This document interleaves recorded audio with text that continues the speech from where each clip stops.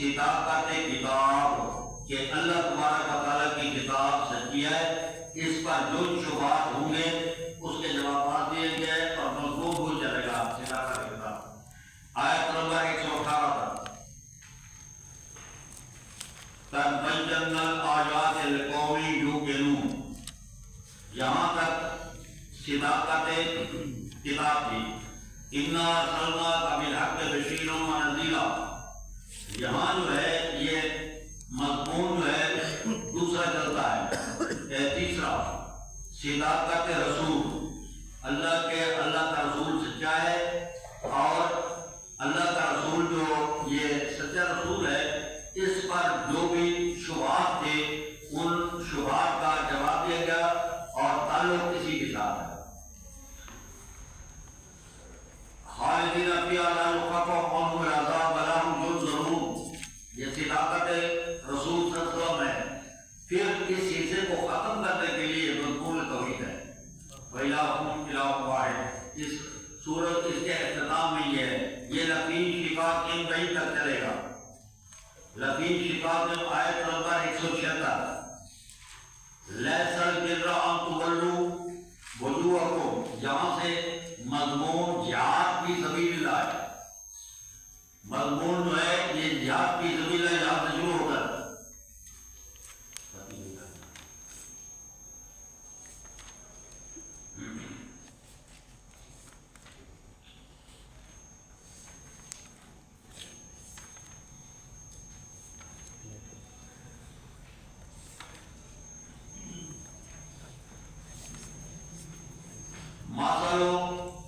آیت نمبر 260 یہاں تک مضمون جہاد چلتا ہے۔ مثل الذین ينفقون اموالهم فی سبیل اللہ، یہاں سے مضمون چلتا ہے انفاق فی سبیل اللہ۔ اب ذرا غور کریں، ادھر سے چلیں گے پھر ادھر واپس آئیں گے۔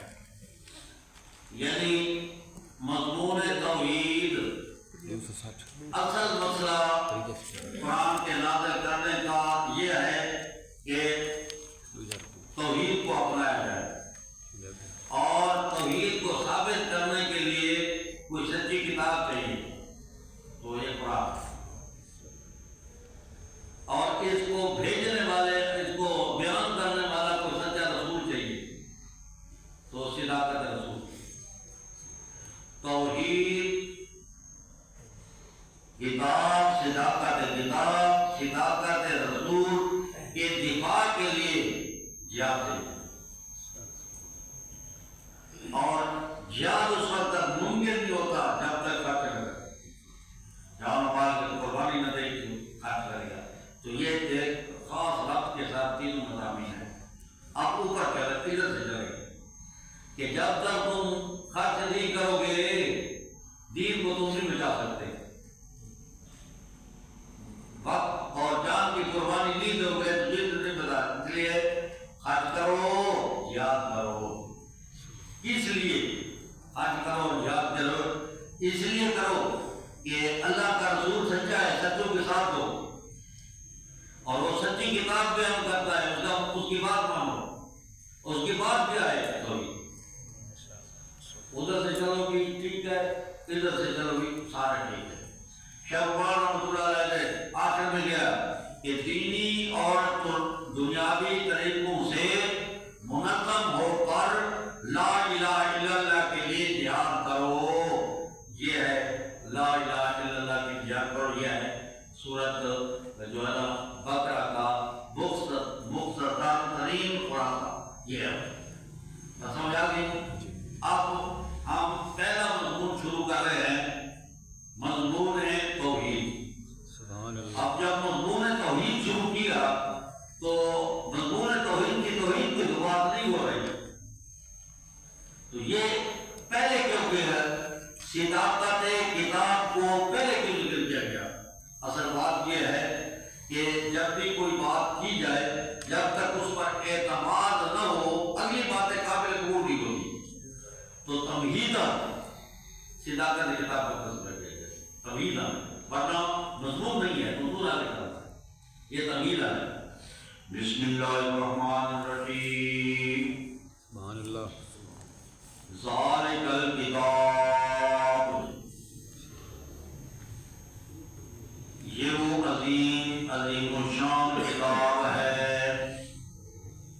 لا ریب اس میں کسی قسم کا کوئی شک نہیں ہے، نہ اس کے اترنے میں اور نہ اس کے سچے ہونے میں، اس میں شک نہیں ہے۔ ہدی للمتقین، یہ کتاب جو ہے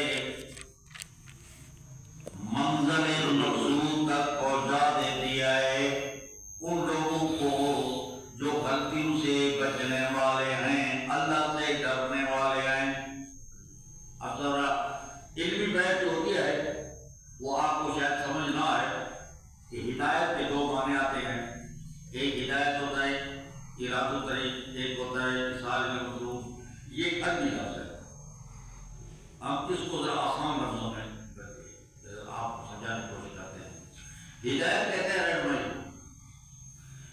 آپ کے پاس ایک آدمی آئے اور آپ کسی کا گھر پوچھے کہ فلاں کا گھر کدھر ہے، تو آپ اس کی انگلی کو پکڑ کر اس کے ساتھ چلیں، اس کے دروازے پر پہنچا دیں،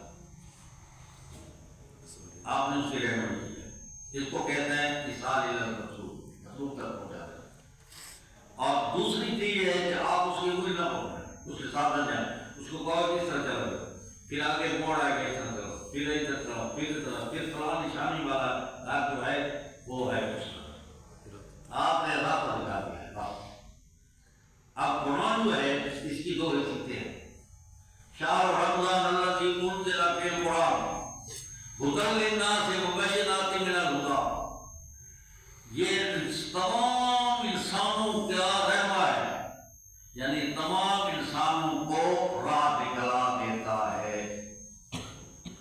اگر کوئی راہ پوچھنا چاہے تو یہ تمام کو راہ دکھلا، اور متقی لوگوں کو منزل مقصود تک پہنچا دیتا ہے، یعنی متقی لوگوں کو جنت تک پہنچا دیتا ہے۔ اب کوئی سوال نہیں رہا، جب وہ پہلے متقی ہے تو اس کی رہنما ہونے کی کیا ضرورت ہے؟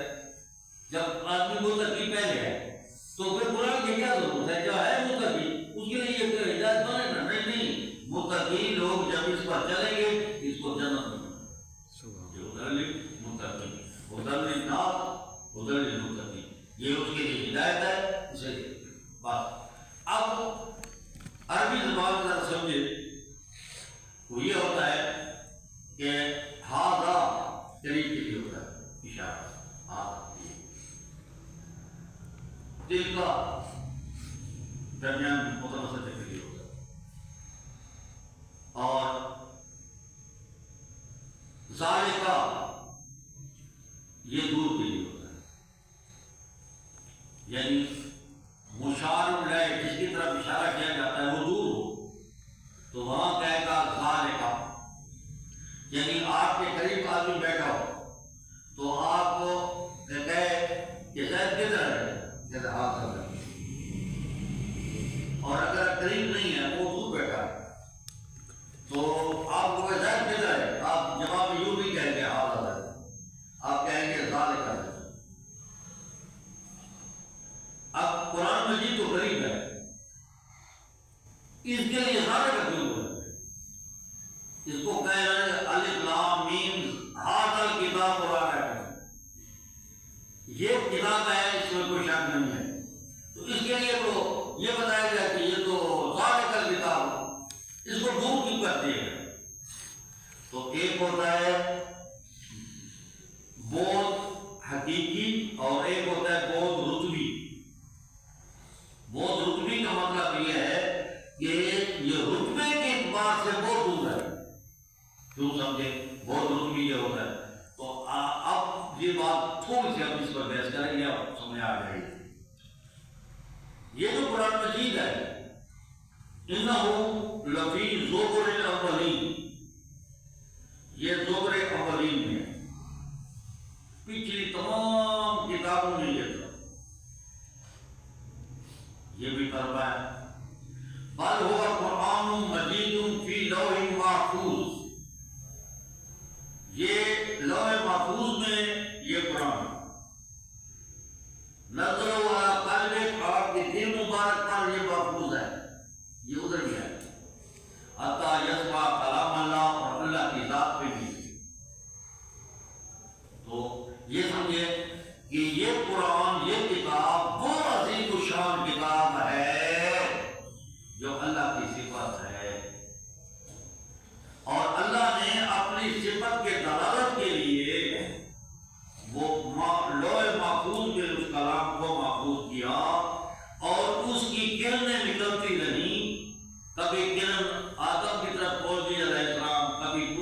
السلام کی طرف، کبھی موسیٰ علیہ السلام کی طرف، کبھی عیسیٰ علیہ السلام کی طرف.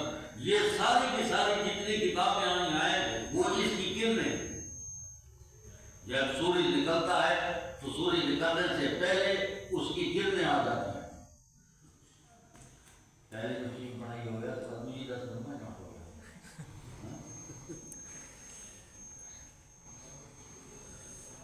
بسم اللہ الرحمن الرحیم. پڑھنی چاہیے تو ساری پڑھی کرے یاد